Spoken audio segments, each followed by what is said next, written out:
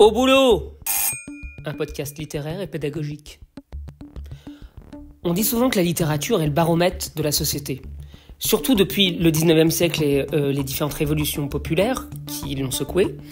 Elle s'est faite l'écho de maintes réalités sociales dont elle a su prendre avec justesse la température, et notamment celle que constitue le travail. Les auteurs, en le représentant, interrogent ce monde aux enjeux multiples et variés.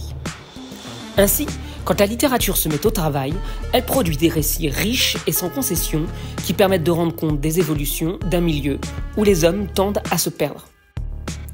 À travers la lecture de 4 romans contemporains, notre équipe de critiques en herbe de seconde s'est penchée sur ce que peut la littérature pour redonner aux travailleurs une part de leur humanité et pour nous éveiller sur les dangers qui guident notre époque. Une première chronique sera dédiée à Personne ne sort les fusils de Sandra Lucbert. Sandra Lucbert est une écrivaine française née en 1981. Elle est normalienne, agrégée de lettres modernes. Elle a publié son premier roman en 2013, Le Mobile. En 2019, le procès de France Télécom, intégrant ses 3 plus hauts dirigeants, dont Didier Lombard, ont été accusés de harcèlement moral par leur politique de réduction des personnels à cause de leur dette de 40 milliards de dollars. Le livre parle de ce procès. De nombreux salariés, 31, ont fait une tentative de suicide et 19 en sont morts. 8 employés ont subi de graves dépressions. Il est paru en 2020. C'est un roman inspiré de faits réels, mais sous forme hybride. Il propose une sorte d'analyse, de réflexion sur le langage grâce à des procédés. On a attenu la brutalité, violence de ce procès. Sandra Lucbert, dans son livre, dit clairement que son titre est une encuculerie époustouflante. Pierre, que pensez-vous du livre ? Je pense que le choix du titre est réfléchi et assumé. Il évoque le fait de pouvoir tuer sans armes, juste avec des mots et des conditions de travail. Je suis d'accord avec Pierre, mais je trouve aussi que l'auteur utilise un langage familier. Le passage, page 95, chapitre 23, parfois, Didier Lombard s'endort pendant le récit d'une pendaison, il digère. L'écriture est assez originale. Le chapitre ne fait que 2 phrases, mais a beaucoup de sous-entendus. Le chapitre est donc très court, mais assez réfléchi. Et Scylla, qu'avez-vous pensé de ce livre ? J'ai pensé qu'il était très dur à lire et ennuyeux. Ce livre a beaucoup de sous-entendus, ce qui le rend énervant à lire. Vu de ma fenêtre, la lecture doit être un moment apaisant et sans embûches. Je n'ai donc pas trouvé mon compte dans ce livre. Et vous, Pierre ? Je ne suis pas vraiment d'accord avec Esila. J'ai trouvé que ce livre assez intéressant et instructif. Ce livre a en effet beaucoup de sous-entendus, mais au contraire, je trouve qu'il n'y en a pas trop. Je pense que moi et Esila, nous n'avons pas la même vision de lecture. Quand je lis, j'aime pouvoir avoir une réflexion et un certain niveau de complexité pour mieux comprendre et l'apprécier. Personnellement, dans le livre en lui-même ne m'a pas plu. L'histoire du livre me semble intéressante, mais la façon par laquelle elle passe pour écrire ne m'enchante pas. J'ai trouvé, comme Esila, beaucoup trop de sous-entendus, d'abréviations ou de formules de travail de manager qui rendent la lecture trop dure pour moi. En lisant ce livre, j'avais l'impression de lire une autre langue que l'autrice. Et Scylla, quelles qualités et défauts trouvez-vous à ce livre ? Je pense que le sujet du livre est intéressant, mais différemment de Pierre, je trouve la forme d'écriture trop complexe pour des élèves de seconde. Je trouve qu'il montre un aspect du travail négatif, voire dépressif. Effectivement, pour nous qui ne sommes qu'en seconde, cette forme d'écriture et ces mots de travail précis du management sont trop compliqués à comprendre. Je pense que cette lecture a pu en dégoûter plus d'un du monde du travail. Noah, pourquoi conseillerez-vous ce livre ? Un passage vous a-t-il marqué ?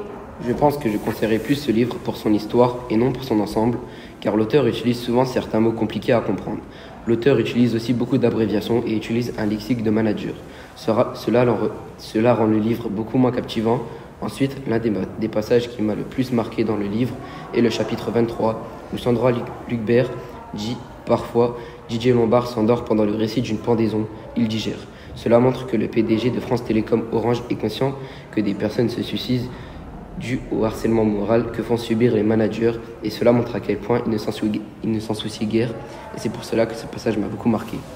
Personnellement, j'étais marqué par plusieurs passages dans le livre, mais celui qui m'a le plus marqué est le chapitre 18, dans lequel la narratrice met en parallèle le film Orange Mécanique de Stanley Kubrick avec l'histoire des personnages ayant travaillé dans l'entreprise. Le passage « Les salariés par traitement Ludovico interposé ne savent plus se défendre, les dirigeants par suite des batailles gagnées du flot ne savent plus se retenir ». Cela montre que les que les salariés sont soumis à leur patron, et c'est pour ça que ce passage m'a énormément marqué. Je vous conseille ce livre car il est basé sur des faits réels. La lecture de ce livre développe l'esprit d'analyse et l'esprit critique. Il montre aussi que le travail pouvait avoir de graves conséquences sur la vie d'autrui. Très bien, je vous remercie d'avoir pris le temps de venir. Un autre livre et un autre métier, cette fois celui de femme de ménage. Dans Le quai de Ouistreham, Florence Aubenas raconte comment durant 6 mois, elle s'est glissée dans la peau d'une femme de ménage. À Ouistreham, elle a travaillé sur un ferry.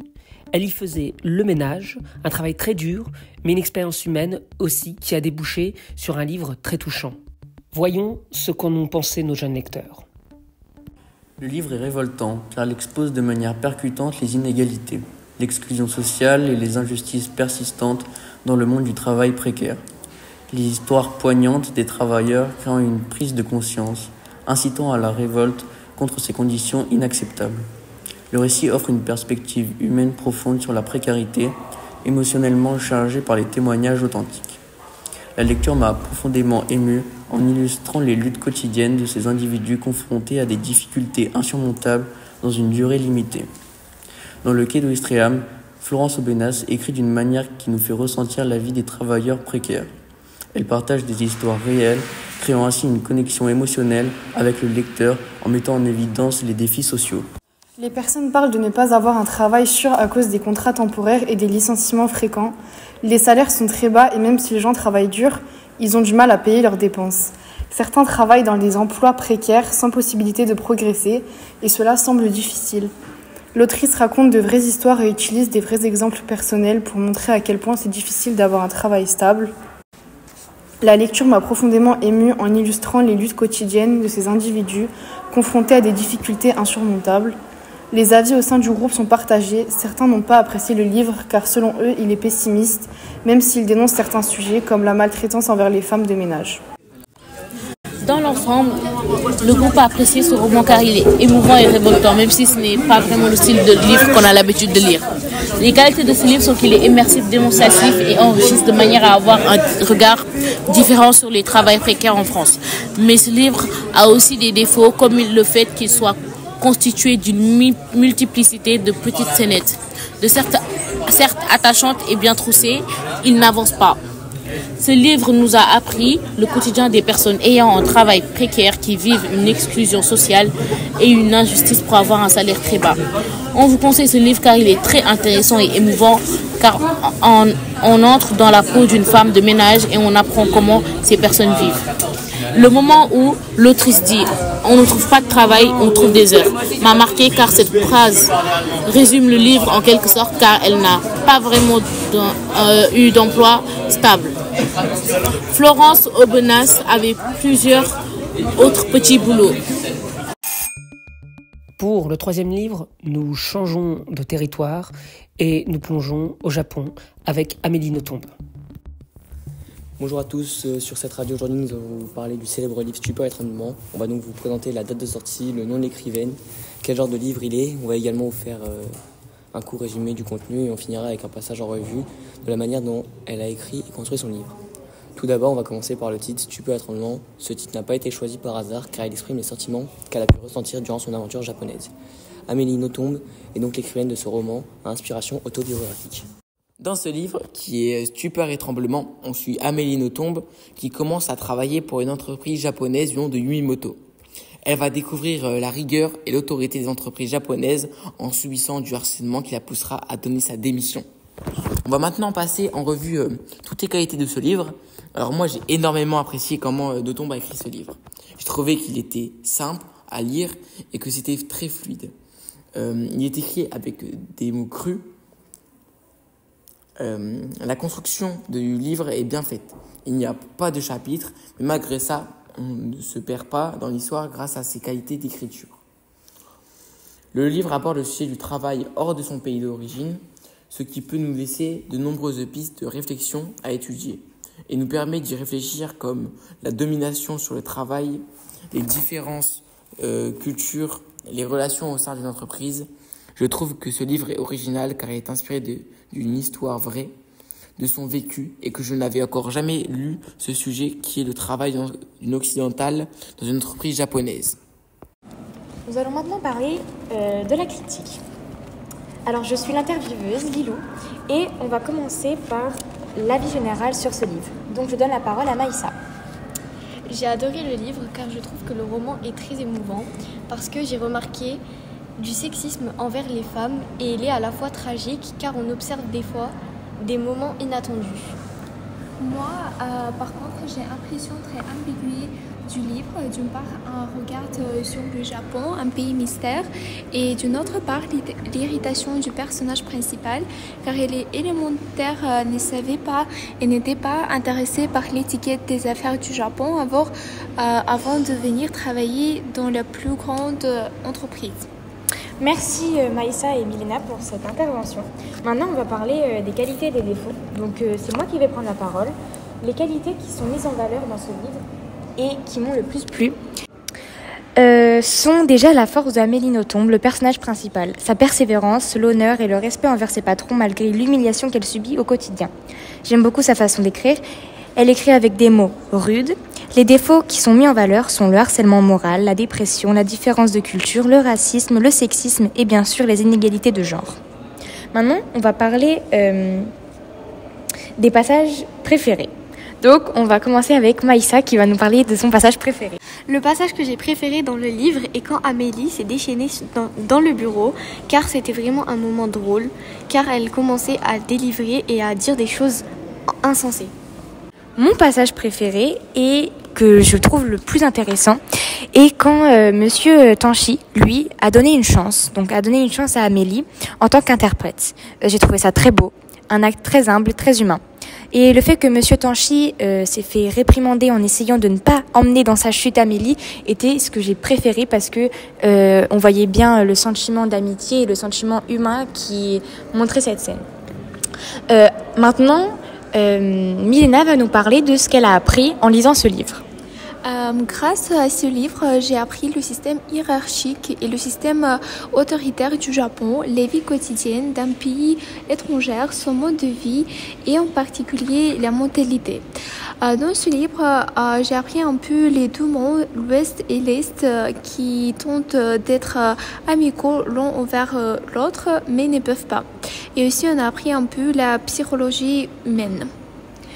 Des phrases clés pouvant résumer ce livre et par exemple le travail est dur mais il faut s'accrocher ou alors la bonté se paye toujours et bien sûr les limites données sont faites pour être enfreintes. Dans ce livre on voit bien de l'humour, de la lucidité. Ce livre aborde des thèmes universels, par exemple la solitude, l'identité, les défis de la vie personnelle. Donc ce livre pourrait plaire à beaucoup de gens et voilà pourquoi on recommande ce livre car on a vraiment aimé cette lecture. On l'a trouvée très intéressante et on pense qu'elle pourrait intéresser plusieurs types de lecteurs car elle traite vraiment des sujets très divers. Nothomb critique sévèrement la méthode de gestion du personnel au sein de l'entreprise japonaise. Les conditions de travail y sont rigides, parfois déshumanisantes. Le roman souligne les effets psychologiques sur les employés confrontés à des exigences parfois absurdes. Le langage utilisé au travail est également pointé du doigt.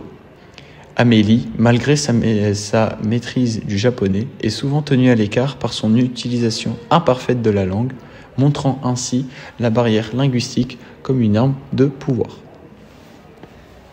Amélie Nothomb utilise des procédés narratifs subtils pour dénoncer les absurdités du monde professionnel. Le recours au ton humoristique atténue parfois la gravité des situations, créant ainsi une satire mordante. Un passage emblématique réside dans la relation entre Amélie et sa supérieure, Fubuki. Les dialogues dévoilent la complexité des rapports hiérarchiques marqués par la rigidité et la domination. En conclusion, Stupeur et tremblement offre une réflexion poignante sur le monde du travail, les métiers mis en lumière, les conditions de travail dénoncées et les procédés narratifs employés par Nothomb créent une peinture vivante et critique de l'univers professionnel. Chacun de nous a vécu cette lecture de manière unique, mais le message universel est clair, le monde du travail, souvent dépeint avec humour et ironie, peut être source de stupeur et de tremblement pour ceux qui le traversent. On revient en France et à la ligne avec Joseph Pontus. Il s'agira de parler de son unique roman À la ligne, où il fait part de son expérience comme ouvrier dans une usine de poissons et de viande. En résumé, après des études littéraires et pour gagner sa vie dans la région bretonne, là où il rejoint sa compagne, l'auteur est amené à travailler comme intérimaire dans l'industrie agroalimentaire. Chaque soir, il note son quotidien à l'usine, les conditions de travail, l'épuisement, les rencontres, la dureté de cet univers. Et chaque semaine, il poste ses textes en vers libre sur son compte Facebook pour donner ainsi de ses nouvelles à sa famille. Il n'écrit pas dans une démarche d'engagement militante comme les établis des années 1960 à 1970, mais il écrit pour tenir le coup, ce qui n'en fait moins de son livre un témoignage.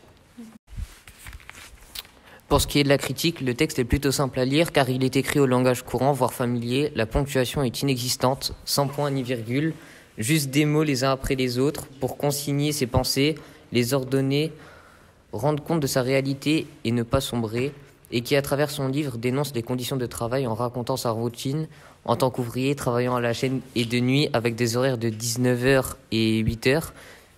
L'auteur, à travers son style poétique et incisif, nous plonge dans le quotidien des ouvriers tout en explorant des thèmes universels tels que la condition humaine et la recherche de sens. Pontus réussit à transformer la monotonie de l'assemblage en une prose puissante, faisant de son livre une méditation profonde sur la vie, le travail et la résilience. Nous allons ensuite passer à notre avis personnel sur le livre de moi et mes camarades. Moi, Julia, personnellement, ayant lu le livre pendant les vacances scolaires, je trouve que c'est un livre qui est fascinant et captivant par la manière dont il est écrit et la manière dont les récits sont racontés. Lilia, je trouve que c'est un livre intéressant et fascinant. Nicolas, ce livre montre bien à quoi ressemble la vie dans les usines. L'extrême violence de l'usine est bien décrite. C'est pourquoi je recommande à beaucoup de gens de lire. Croyez-moi, c'est vraiment le coup, c'est vraiment incroyable. Personnellement, j'ai aimé ce livre car je l'ai trouvé assez original, vu qu'il n'y a ni ponctuation et que le langage est familier. Personnellement, j'ai pas très apprécié ce livre car il y avait tout le temps une répétition. Alors moi, je l'ai trouvé bien car je l'ai trouvé vraiment émouvant. L'histoire de cette personne est émouvante. Il fait tout pour sa femme et vraiment, il se donne à fond dans son taf et c'est vraiment bien. On termine cette émission avec quelques courts témoignages. La jeunesse s'interroge sur le travail et voici ce qu'elle en dit, voici ce qu'elle pense quand on lui demande qu'est-ce qu'un bon travail. Alors selon moi, un bon travail, c'est un travail où on gagne énormément d'argent et qui nous plaît. Et moi, pour l'instant, j'ai pas trop d'idée de quel travail je voudrais faire plus tard. Donc voilà. Pour moi, un bon travail, c'est avoir une paye assez élevée, ça veut dire à peu près 3 000 €. Un emploi du temps qui soit assez convenable. Donc que je puisse faire quelque chose chez moi, profiter de la vie et avoir une ambiance que j'ai avec les collègues. Je pense que mes plus grandes craintes, c'est peut-être de ne pas réussir à m'imposer dans mon travail et de ne pas évoluer avec les années, financièrement parlant et même au niveau du poste. Voilà. Selon moi, un bon travail, c'est quand nous sommes épanouis, que nous sommes heureux d'y aller chaque jour sans se plaindre. Un bon travail, c'est aussi pour moi avoir un salaire convenable, un travail qui nous passionne et surtout un travail qui a du sens. Nous espérons que cette émission vous aura plu, qu'elle vous aura donné des idées de lecture. Donc maintenant, c'est à vous. Au boulot!